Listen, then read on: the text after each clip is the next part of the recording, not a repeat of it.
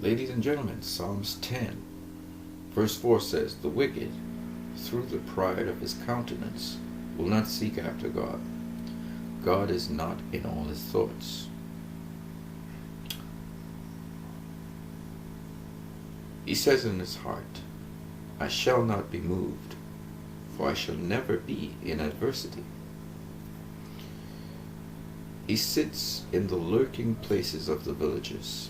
In the secret places, he murders the innocent. His eyes are always set against the poor. He lies in wait secretly as a lion in his den, and he lies in wait to catch the poor. And he catches the poor when he draws them into his net. He crouches and hides so that the poor may fall by his strong ones. He says in his heart, God has forgotten. He hides his face and he will never see it. Arise, O Lord, lift up your hand. Don't forget the humble. Break the arm of the wicked and the evil man. Seek out his wickedness till you find none. The Lord is the King forever and ever. The heathen will be perished out of his land. The Lord has heard the desire of the humble. You will prepare their heart. You will cause their ear to hear, to judge the fatherless and the oppressed, that the man of the earth may no more be oppressed. Now, this reading basically harmonizes with what the Justice League is all about. The Justice League is there. Wonder Woman, she said it. She said, "I fight for those who cannot fight for themselves." And Wonder Woman basically is there to defend and protect mankind. And in the case of the wicked in this case was Ares. And Ares' whole goal was to destroy mankind. So comic books reflect real life situations where we have people sometimes with power who look to oppress other people and to do whatever they feel like doing with their power. This is something that is very much a symptom of mankind, a bad side of mankind, if you may, in exploiting people, lying to people, presenting impressions of themselves which are not true. And you can think of many instances where this happens in politics, in people who are running in organizations, institutions, or people who have been entrusted with responsibilities, and they don't do that. Instead, they use their power to amass more wealth for themselves or push their own agenda. And most of these people, they don't believe that there's some record or some consequence to their actions, especially their negative actions to other people. I like to say that the consequences and record of their action is God seeing them. Yeah, love. Love you can't lose out with.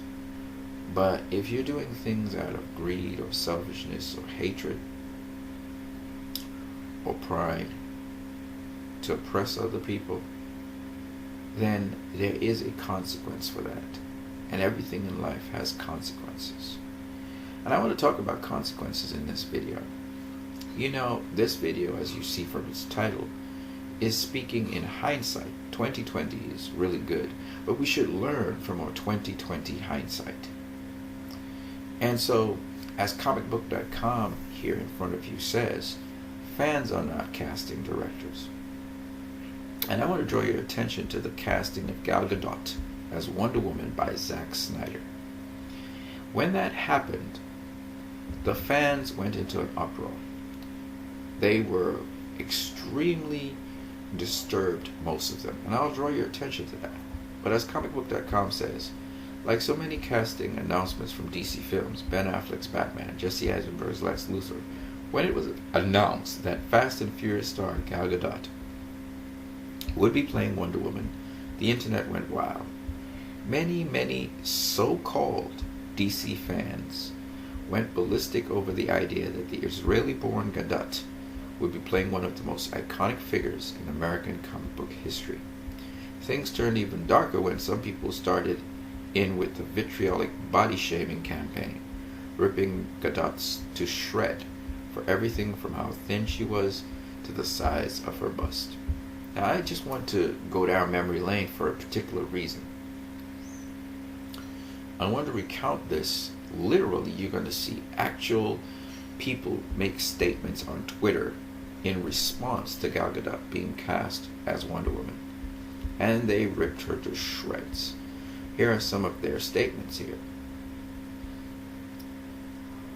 So, the first one is, well, they were all complaining that Gal should get her own movie, which was very interesting. But you get people saying this. DC woman kicking ass. I mean, you get Oscar nominees for Selena and Lois Lane. Selena Kyle was played by an actress in The Dark Knight Rises. And Lois Lane was played by, I believe, Amy,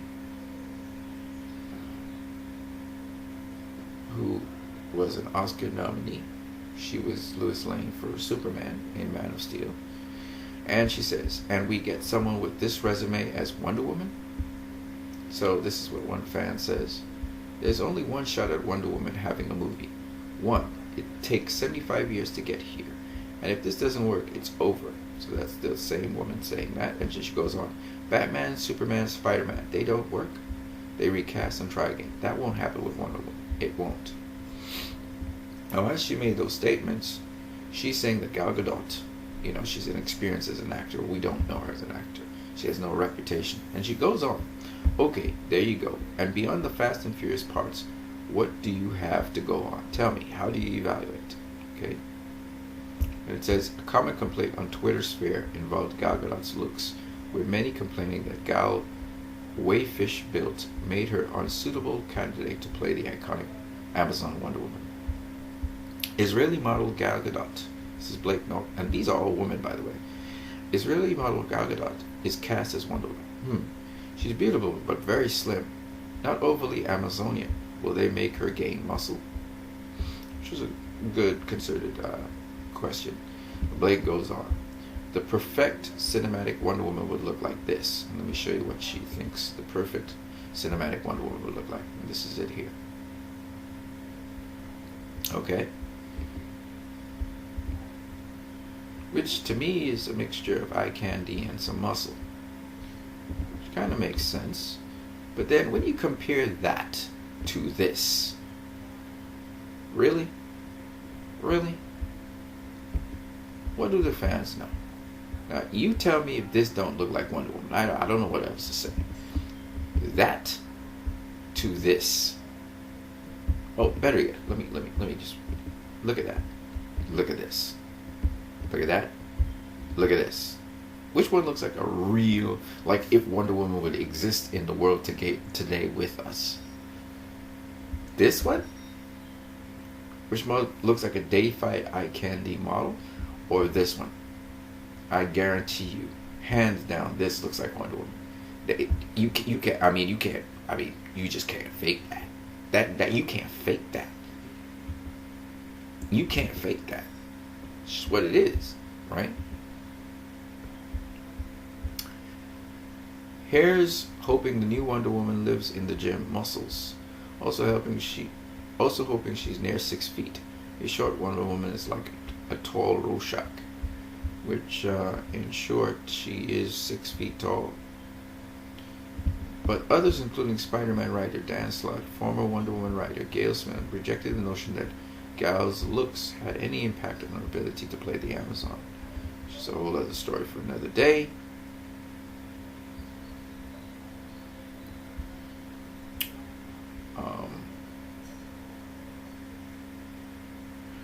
And they didn't really go into it, but a lot of men, they didn't put up a lot of men. I think these are just people in the industry. You see some people saying that they were excited about her being Wonder Woman, and a lot of people defended her, right? My point anyway is this. that the fans said she was not ideal as Wonder Woman. I remember John Campea going up, and again, kudos to John Campea in at least receding some of the things he said about Gal Gadot. Okay, when she started in Batman v Superman, and let me just go back to this comic book movie, comicbook.com, and listen to what else was said about her. Okay. It should be made clear, none of this controversy over Wonder Woman's casting rarely cleared up until the film was in theaters, and Gadot was earning rave reviews for her performance. After her debut in Batman v Superman won some viewers over in terms of action prowess, there was still a lot who expressed doubt about her ability to carry an entire movie and convey the necessary comedic, dramatic performance that Wonder Woman required. One of them was, again, John Campea, who thought Jamie Alexander, because he's the most outspoken of them, would be the better choice. Now, he was wrong. It was his opinion. I'm not going to kill him for that. What I didn't like was how he kept on re-emphasizing his opinion on Gal Gadot's acting. And what happens is sometimes you emphasize an opinion to sway other people's opinion. You have your opinion, but I think a lot of times in Hollywood, they don't allow the directors and people who have cast these actors to just let them do what they do. And when you see the movie, then you be able to have a judgment on it. The directors must know what they're looking for when they're casting a certain actor. Okay? And they probably know more than us as normal fans. Probably. So I don't understand why it is we had to make judgment. So all these people who were doing these things, it was expressive of concern. They did it for Heath Ledger. Didn't you learn your lesson? They did it for Michael Keaton, who came off of Beetlejuice and went and did Batman. Okay, who turned out to be one of the best Batman of all time. Okay, they did it for Ben Affleck. They called him Batfleck. Now everybody loves Ben Affleck's Batman. I mean, how many times do you have to do it? Some people loved Jesse Eisenberg's rendition of Lex Luthor and thought it was the only shining moment in Batman v Superman. And they, again, the casting, you have to have confidence in your directors. Okay, I have confidence in Joss Whedon. I have confidence in him. Okay, he's not Zack Snyder. Clearly he's not. But I had confidence in him. And I remember saying that over and over again. I remember I was thinking about my concerns, and I was thinking, no, if somebody like Joss Whedon is put on board to direct a film, he'll do a great job of what needs to be done with the film, especially in the editing department, because most of the film has already been shot. And it seems as though he was working along with Zack anyway, I learned later on. So I just say this to say that, you know, a lot of times we get news and we react knee-jerk. And sometimes we need to sit back and think, these people, they've been in the industry a long time, they probably know what they're doing. Let's see what they're doing first. So I like this comicbook.com article. It was done by Kofi Outlaw. It was done yesterday. I suggest you go and check it out. It's what we should learn from Wonder Woman's epic success. And he makes a number of really strong, solid points. And he seems to be a true DCEU fan at the same time. He keeps reality in front of him. Okay? Now, just to ensure that people get the point hammered home, Charles Roven was asked the question, and Heroic Hollywood was the one that did the interview. Sebastian Paris was the one that covered this, and this was May 23rd, 2017. And basically, Charles Roven was asked the question. He was asked about Wonder Woman, and he recalled the initial response to a vocal portion of fans who had Gal Gadot landing the role of Wonder Woman. And he said, "Oh no, there was a terrible backlash. There was a backlash when we made Heath the Joker. It was a pretty big backlash. When we made Ben Affleck, the same thing. That is Batman. When we made Ben Batman, the same thing." That's the other thing. As to why you got to be a little bit... You have to revere the fans, but not everything that the fans say is there's a lot of fan opinion. You've got to be careful. And ultimately, you have to take all that in and still have your own instinct about what to do. And he's very right. In making films, yes, you're thinking about the fans, but you have to know who you're casting and who's best for the story that you're telling. And nobody better would know that than the director. So, I think we need to have more confidence in our directors and what they're doing. Also, I think that certain directors, and not just the directors, but also scriptwriters, have been getting a bad rap by the Hollywood media, because they've either hit or miss with the critics. It's one thing when you have a box office flop. It's another thing when you're getting pummeled by critics, but the audience likes your movies. You know? And that's the thing that I am somewhat, shall we say, I have a caveat for. Yes, there are times when movies are crap, as far as I'm concerned, in my opinion. Okay? And there's other times when they really are crap. They really are crappy movies. They're not good movies. I give you an example of a crappy movie. Green Lantern was a crappy movie. It was an okay movie in terms of if you're just going for story, but the way how the story was used to emphasize Hal Jordan's abilities, it failed to do so. There were certain things you could take out of it that was successful, but for the most part, the story failed to really convey what it really wanted to do. And Catwoman, I mean, if you're a comic book fan, it moved quite far away from the lore of Catwoman. And then on top of that, while it was interesting, I kind of liked certain parts of it, I have to still go and revisit it. I can tell you for a fact that Catwoman failed because it just wasn't good, because the story that it was conveying, I think people generally, the techniques and the tools they were using to convey the story made it crappy. Okay? It wasn't so much the story wasn't that bad, but it wasn't necessarily a story of Catwoman. You see, it was about a woman trying, being like a cat, and it featured mostly what made her a cat, and not so much the morals, the ideologies of Catwoman. And it was mostly a film about vengeance in the end. So it wasn't quite the Catwoman film, and it didn't fulfill the Catwoman lore. It was something else. So, you know, we can all agree Batman and Robin was a crappy film. Okay? In my opinion, it is, and I think all of us. See, universally, Batman and Robin was a crappy film. Okay? And it's not, again, these are films that, they're not controversial. They're just straight up crappy. Okay? You know, it's just what it is. The spoof backfired. It was supposed to be a kind of spoof film, and it just backfired royally. Okay? So when we talk about crappy movies, there's just certain movies that we all agree are crappy. And not only do we can point out why they're crappy. It's not just an opinion. It's that, no, this is, you look at the story, this is what they're trying to tell. And the story that they tell, the tools that they use to tell that story are horrible. You know, they just don't work. Okay? So that's why I said, you know, I hear people say art is subjective. Yes, art is subjective. That is true. You have an opinion. You can like art or not like art. But there are certain things in art which are not subjective when you break art down.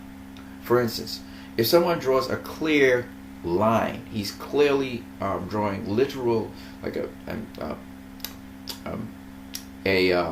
drawing of a person, and they're literally drawing this art drawing of a person. Right? You say that's a literal drawing of an art of a person. So there are elements to art which are not subject to opinion. Alright? If somebody's drawing with clean lines, very sharp, clean lines, and they're drawing say for instance Gal Gadot. They draw Gal Gadot, and they just simply replicate this image of Gal Gadot here as Wonder Woman. They draw it perfectly well. Okay, you can't say that it's just a matter of opinion that they drew this with straight lines and replicated the Gal Gadot. This is not a matter of opinion. You know what I'm saying? So that's where it's not opinion, it's fact. And then you can say whether you like how they drew it, or if you think it's the likeness to Gal Gadot or not. You know, in that respect, that's a matter of opinion. So I think a lot of people think art is subjective, and that means everything that we're discussing in art is subjective. That's not true. Okay, everything in art is not subjective. Okay, that's why you have criteria under which you judge whether a film is good or not. And the criteria is always based on the film's story. Now, your opinion of whether you like it or not is a totally different thing. Okay? I cannot like The Dark Knight, or I cannot like Christopher Nolan's Batman Begins. I cannot like The Dark Knight Rises. But I can acknowledge that the story that he's putting forward is effective, and that he is, while I may not like it, that he has conveyed with the right tools his story. I can say that. Okay? Doesn't mean I have to like it. See what I'm saying? So the point behind good and bad movies, yes, there's a certain degree of subjectivity to a good or bad movie. If everybody don't like a certain movie that was put out, it doesn't matter if it was made and it was a good movie in terms of it was made properly. If everybody don't like it, then guess what? It's not a bad movie, but everybody don't like the movie. So you can not like a movie, and it can be a box office flop, which makes it a bad movie actually. But it can follow all the precepts of movie making and be made. I'll give you an example. Star Trek. I think it was Star Trek something beyond. Darkness Beyond or something like that. That was a box office flop. It wasn't a bad movie, but it flopped. Alright? So you can have a movie where people just didn't like the movie, or you have people who thought it was okay who watched it, but people just were not enthused to go see it.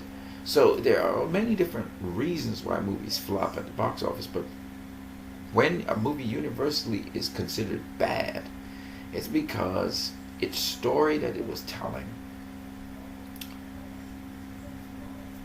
was not conveyed properly, and also wasn't a good story, period. The story. Yes, you can have movies that are cluttered, that is true, but you also can have movies that are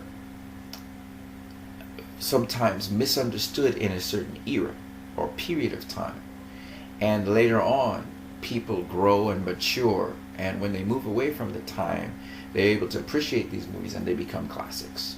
Okay, an amazing classical movie that I would just like to talk about, it's a black and white movie that's a classic now, is I can't remember the name now, so I'll just forget about it, but I can see it in front of my eyes, and it was a classic, and at the time it was considered a horrible movie.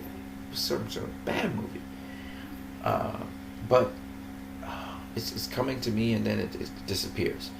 So I'm just saying that when you look at movies, you cannot just judge them, or even,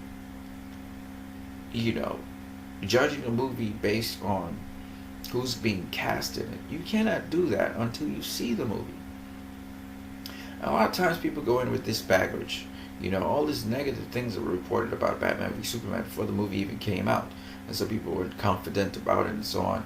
That caused the backlash of Batman v Superman, which, where I live, the cinema I came from, most people dug it. It was cool.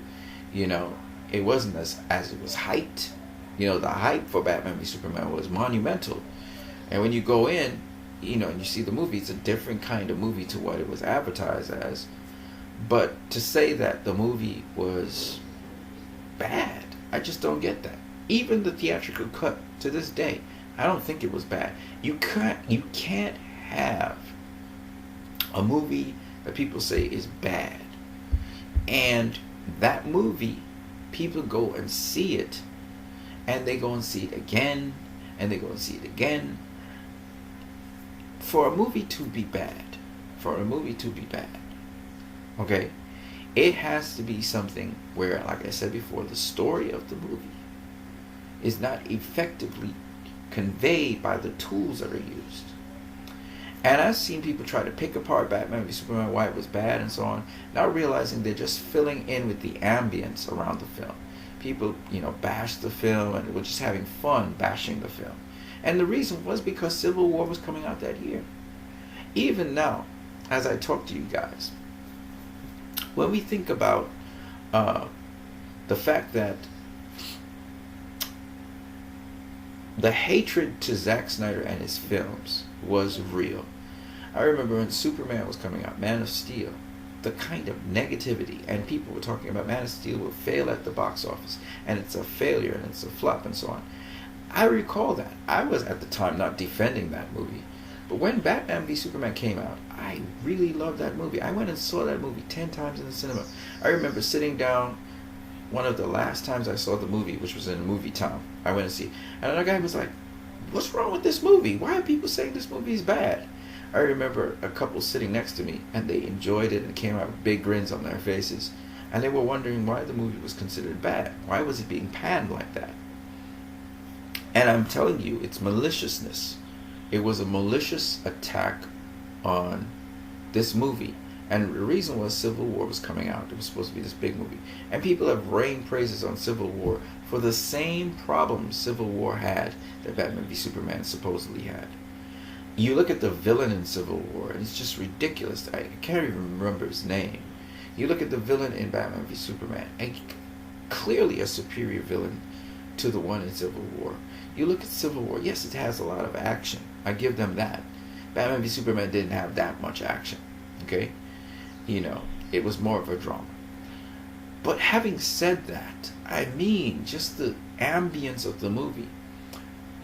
That is to say, the setting. And the reason why Batman even eventually fought Superman. Why Superman even fought Batman. The architect behind it. And just the way how Superman's life ended up dying. I'm not saying the movie's one in which you're going to be chuckling and laughing all the way through it. Hee hee ha ha. It's not a hee hee ha ha movie.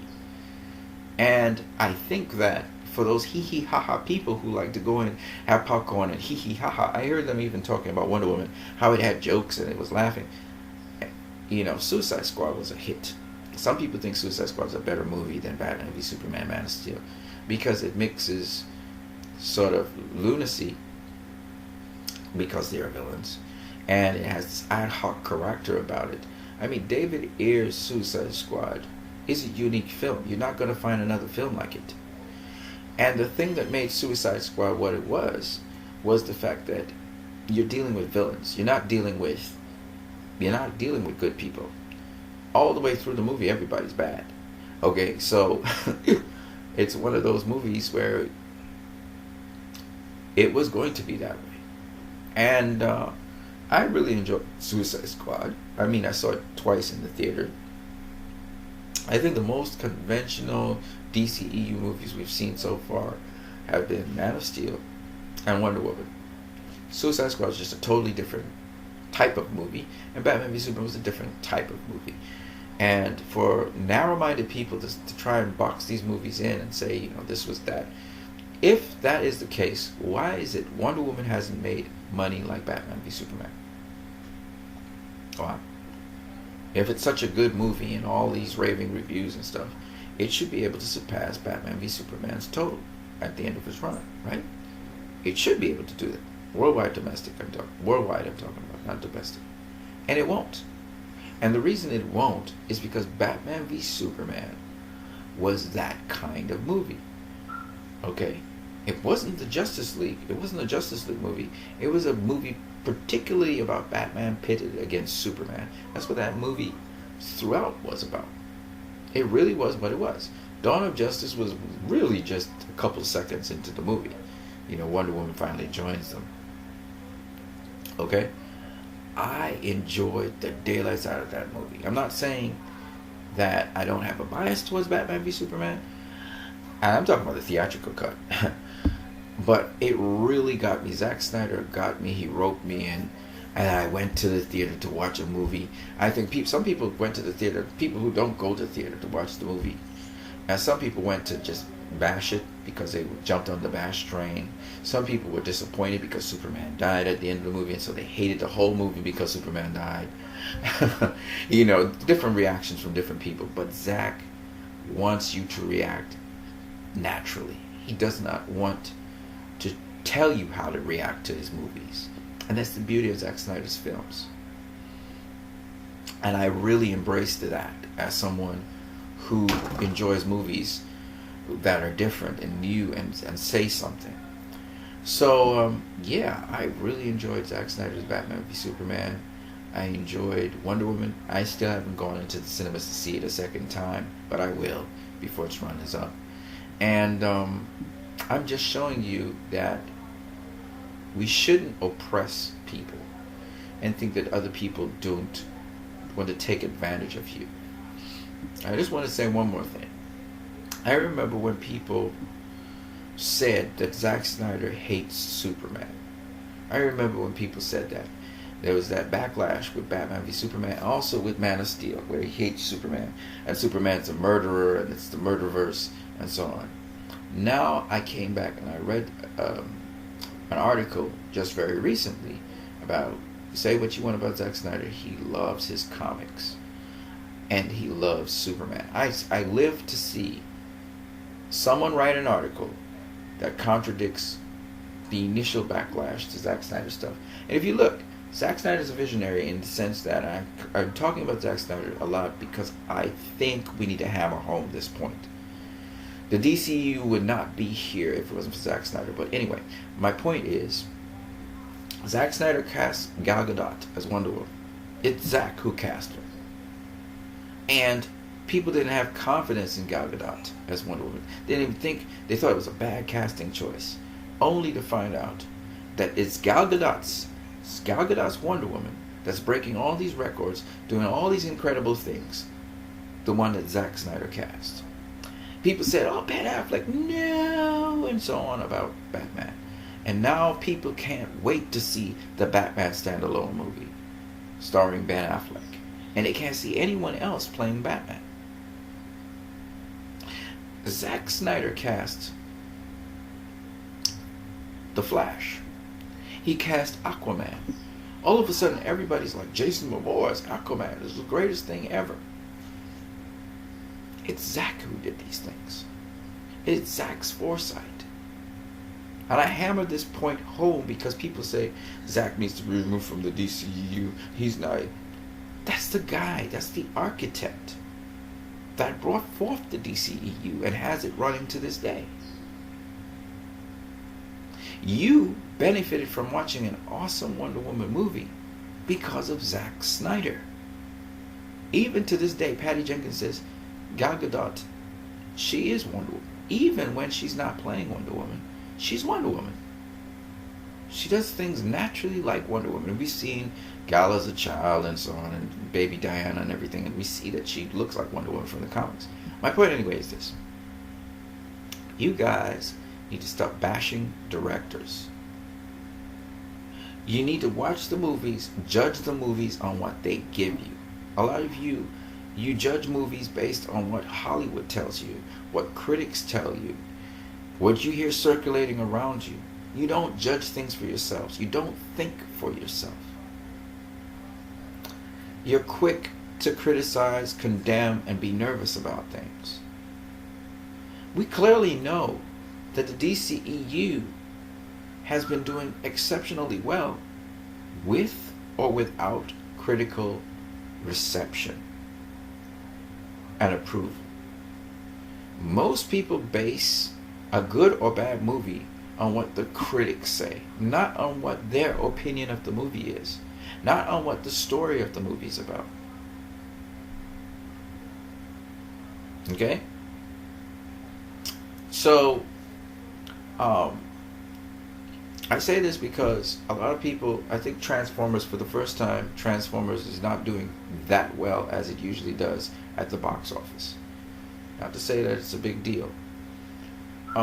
Do I think that Transformers the movie was a great movie? Absolutely not. Do I think it was a good movie?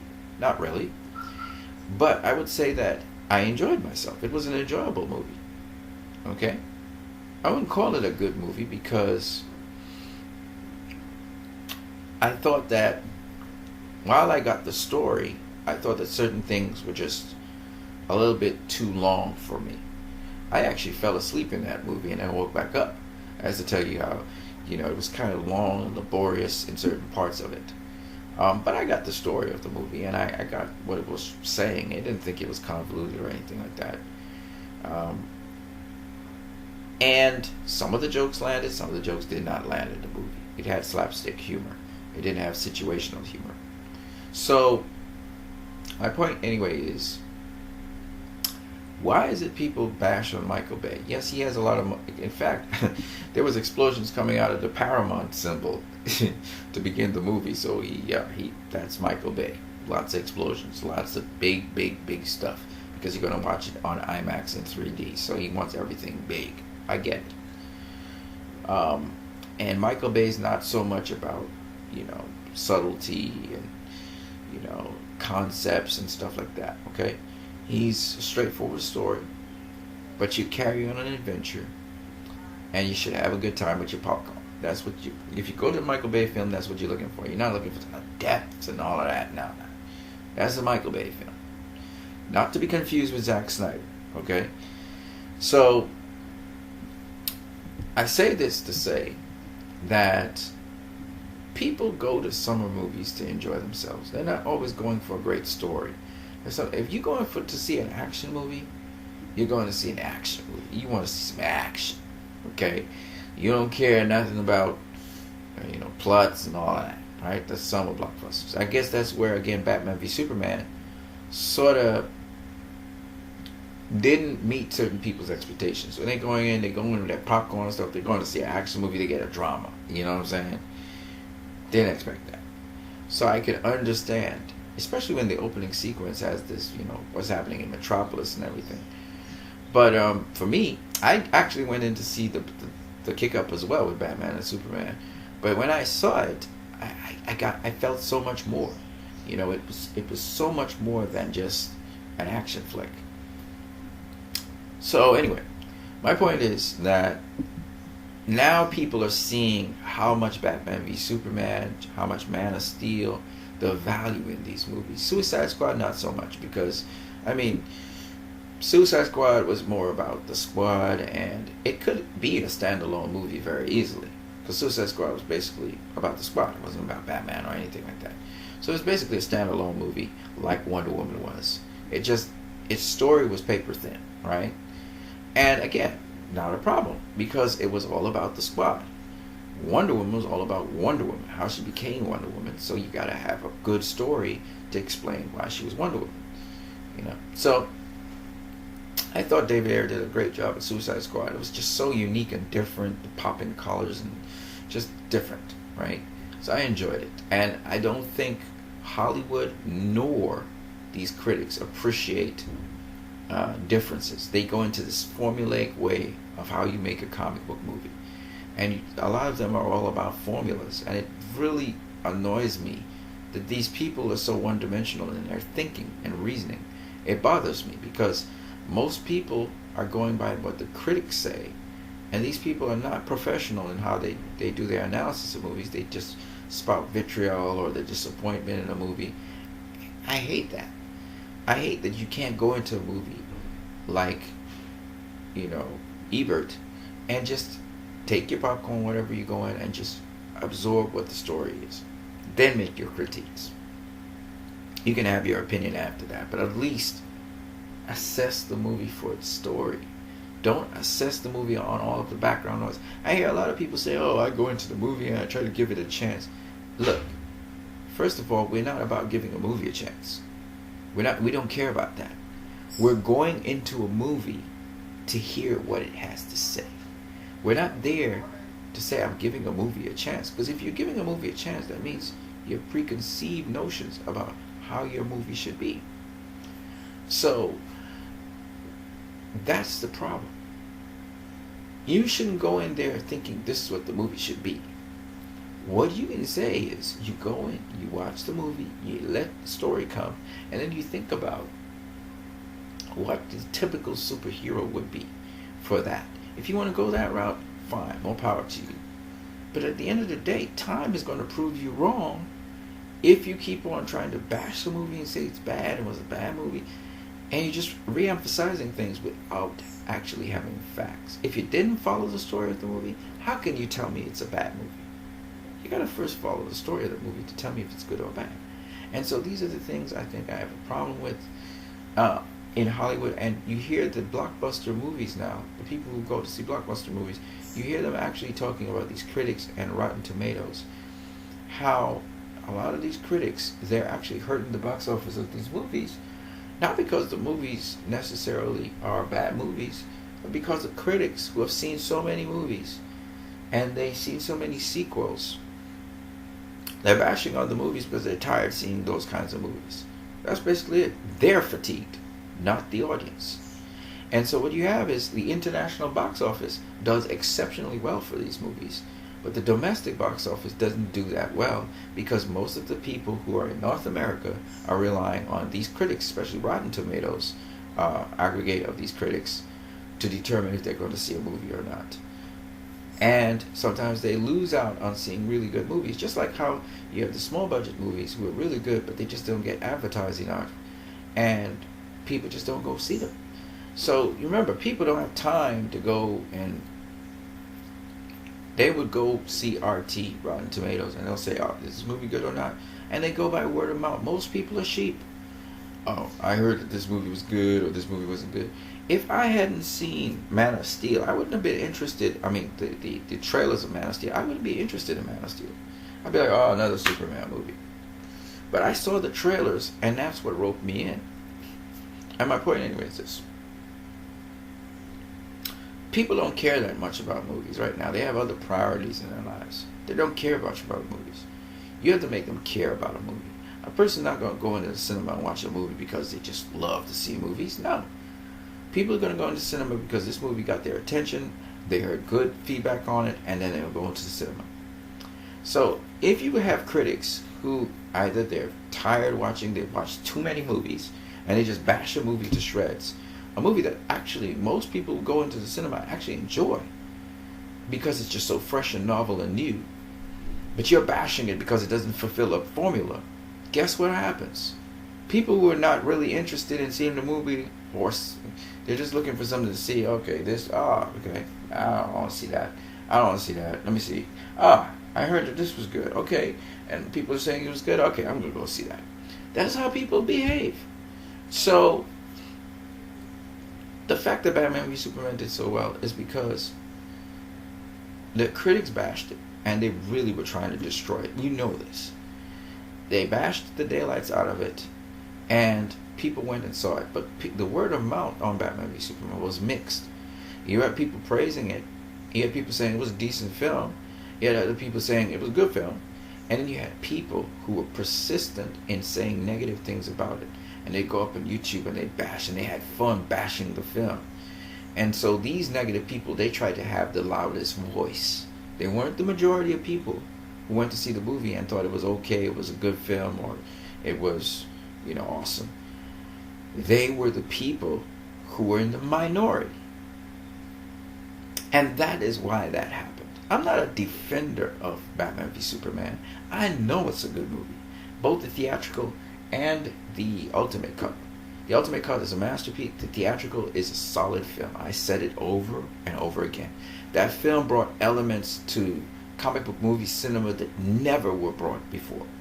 It is an advanced film, whether you talk about theatrical or whether you talk about... It wasn't just about story. When people tell me about Joss Whedon's Age of Ultron, it was a cluster F. No. Batman v Superman was not that. Batman v Superman was a film that was not linear. It was cyclical. And on top of that, it literally was telling you about humanity, how we are as people, how we reject things we don't understand.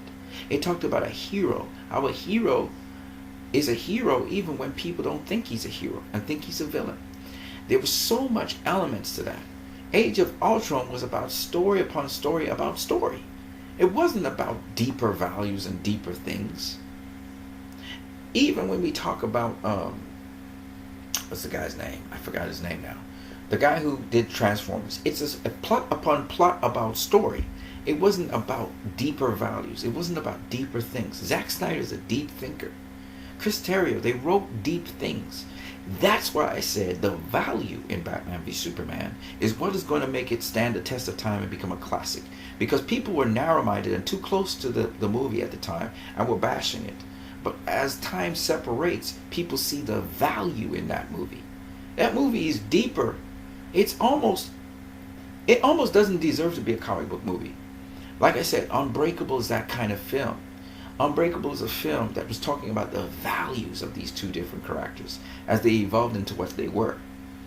And Batman v Superman, I think a lot of people will agree with me now as it becomes more and more popular, and you see it's still grossing in on DVD and Blu-ray more than Captain America Civil War.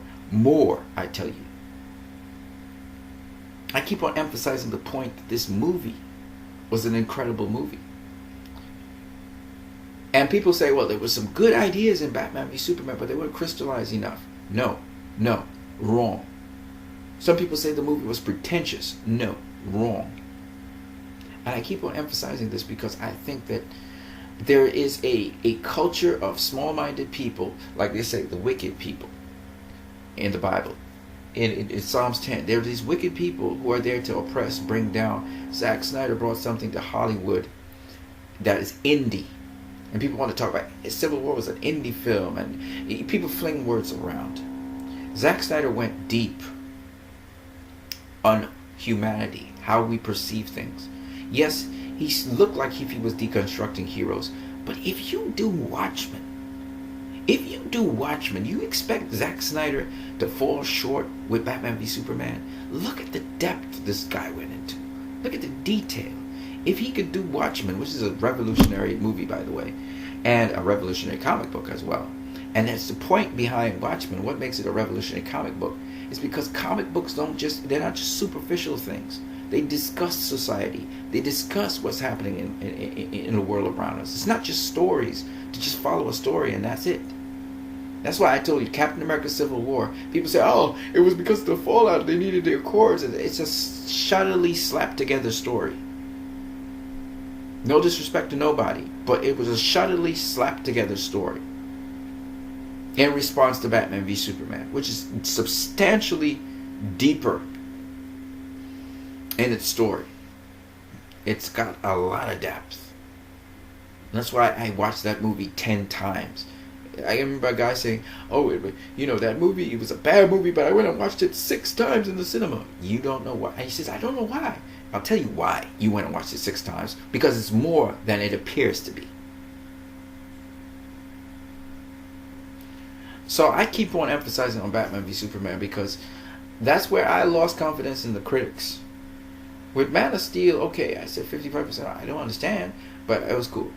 But when Batman v Superman came out, and I knew the vitriol that was happening around that movie and the hate, okay, and they hated on that movie, and I still went and saw the movie, and I realized how good that movie was. I was very impressed by the movie. It made me scared. It carried me through a range of emotions. That movie is the greatest, in my opinion now, this is just my opinion, the greatest comic book movie of all time I've ever seen. I just don't see how Justice League can beat that movie, how Justice League can do better than that movie. That movie is Zack Snyder's probably his crowning achievement. It's better than Watchmen. It's better than Unbreakable. I've watched this movie umpteen times, okay? And I went back and watched Watchmen, and I went back and watched I have to go back and watch Unbreakable. But those movies still pale in comparison to Batman v Superman. It is the greatest comic book movie of all time, in my opinion.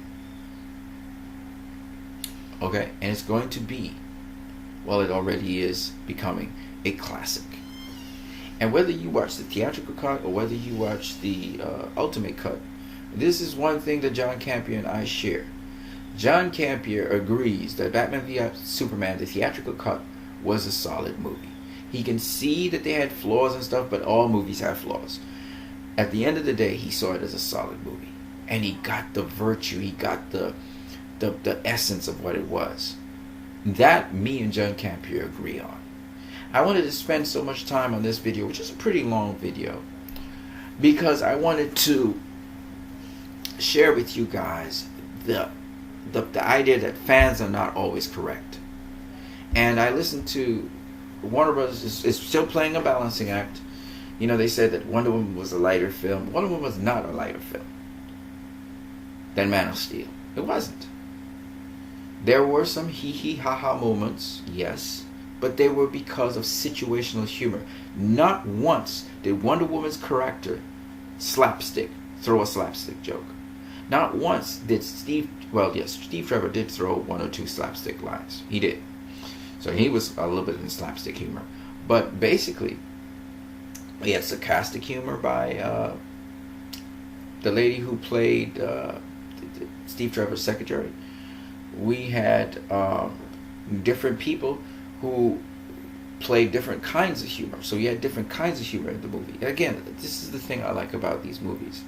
They have so much variety. They have so much depth. You feel like these are real people that actually happened in history. Okay? Yes, with even when people said Ludendorff felt cartoonish, I disagree. He did not feel cartoonish, except for the moment where he laughed with Dr. Maru when they threw the gas ball inside of there. That was kind of cartoonish. And then the other time was when they were testing out the gas on the gas mask and it blew up and burst into flames, which was pretty hilarious to me. Again, situational humor. So there are, what makes Wonder Woman surprising for some people is the fact that there's these humorous beats inside the movie. I get it. Suicide Squad also had some... What happened with Suicide Squad was it didn't really have humorous beats. It was a serious movie for the most part. But they had advertised a lot of the humorous beats, and they turned out to be longer or not on point as they were considered. But the thing with Suicide Squad that makes it funny, the parts where it was funny, were the parts where you have these wacky, crazy people interfacing with one another. So you had these kind of funny moments in there. But again, people said Suicide Squad tried too hard to be funny. I don't think it was trying too hard to be funny. I just think they advertised the daylights out of it. And I think advertisements can help to bring down a movie. I watched every single advertisement for Wonder Woman. And so when I went into Wonder Woman, I kind of spoiled myself watching the movie. So anyway, if you guys have made it this far into this video with my little talk and rant and stuff, I'm glad. And I hope that the Justice League DCEU movie that's coming up, that you would enjoy. And hey, listen, you can be a DCEU fan and go watch a Marvel film. You can, so I know for a fact I didn't go out and see Logan in the cinemas, but I watched it. But Logan's a good movie. It's really a good movie. Again, the movie doesn't really have that much depth. Just like Wonder Woman has some depth, though. It tells a different thing, but Logan kind of has the same tropes and stuff. But it's emotionally, it gets you emotionally involved in the movie. Wonder Woman has this twist to it that it's actually talking about some things that are actually happening in the world today. And it's interesting, Wonder Woman is that kind of voice speaking out about these things that have been there since way back and now. And not just feminist things, but also how we conduct wars, how we behave as leaders, and so on. So there's a lot of things going on in Wonder Woman that I thought were really awesome. And again, what I like about the DCEU movies is they make commentary on things happening now in the world today. I haven't seen other comic book movies do that. They mostly are about the story and the characters, and it doesn't ever translate into our world, our ideologies. But with the DCU, it feels real, and I hope that Warner Bros. Continues along that line with Justice League. I heard a lot of people, again, You know how people are saying, why isn't Wonder Woman leading when we see Ben Affleck and the Flash, Batman, and Wonder Woman? And again, that's those people do not understand what they're looking at. It was, like I said, to me, there's a problem with people who are clueless, not asking questions, but trying to be judgmental and trying to make fun of something they just don't understand. Like, it's so true what was said in Man of Steel, and so true what was said in Batman v Superman. Jonathan Kent said to young Clark Kent, aka Kal-El, he said, people hate what they don't understand. He was saying, why? Why do people look at me this way? And then his mother came back and told him the very same thing in Batman v Superman. She said, people hate what they don't understand. It's so powerful. My goodness, so powerful. It is so true. You know, absolute power corrupts absolutely is a very true statement. It is. Even though it's not absolutely true, it doesn't apply to every situation. It still is something very true. And you just, the gems inside of Batman v Superman, the gems inside of Man of Steel, you don't get that in Wonder Woman. You don't get that in Suicide Squad. But you get a different kind of story. With Wonder Woman, she doesn't necessarily say a whole bunch of gems, but she does do a number of things which are gem-like, which she calls out the hypocrisy of society. And that's what I like about Wonder Woman. And so that's what makes it unique. Suicide Squad didn't really have much except for the characters and the fact that these are villains doing good. And so what are their motivations? Why would people do this?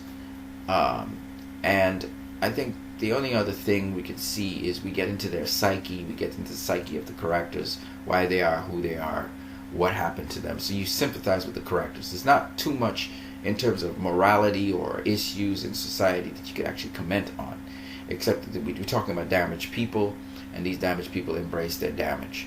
So that was pretty much what Suicide Squad was about. There's really nothing much more.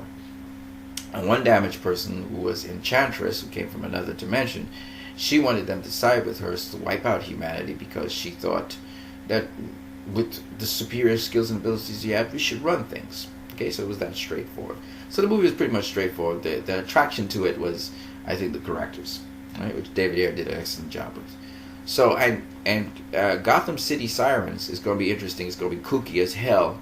It's going to be psychedelic and crazy, because if you ever read a Harley Quinn comic, it's out there. It's really out there. Okay, Harley Quinn has dreams and she imagines things, and she's just crazy as hell. Okay, Harley Quinn's nuts.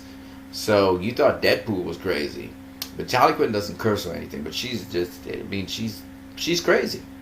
And so basically, you get to see the mind of the Joker, you get to see the mind of Harley Quinn. They're kind of flippant, they're kind of like clowns, you know.